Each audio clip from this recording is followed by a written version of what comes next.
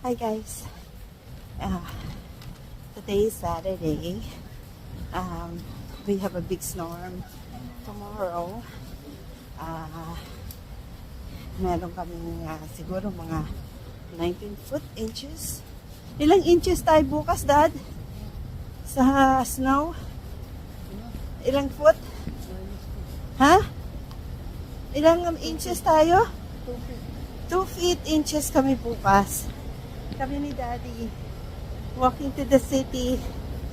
Samahan ko siya sa work niya kasi pinapastay siya sa hotel dahil nga sa blizzard tomorrow. So, we have a break to stay in the city for free. So, eto, si Daddy. Dami namin baon. Grabe. Days. Eto mga bitbit namin. As in, lakad-lakad. Here's New York City, guys. Yung trabaho ni Daddy, dito sa heart of the city. 45th Street sila ng Broadway. So, during the day, ganito lang siya. Pero pag nakita mo to sa gabi, talagang napakaganda dito. Sa heart of the city kasi sila talaga. So, ito, pasyal ko kayo.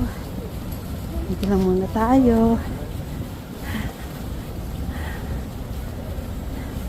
Siyang taga-bit-bit ng aking mga junk. Ayan. Mga snack ko yan, guys, para hindi ako magutom. Ano? Hello. Mahal kasi dito pagka namili ka pa. So,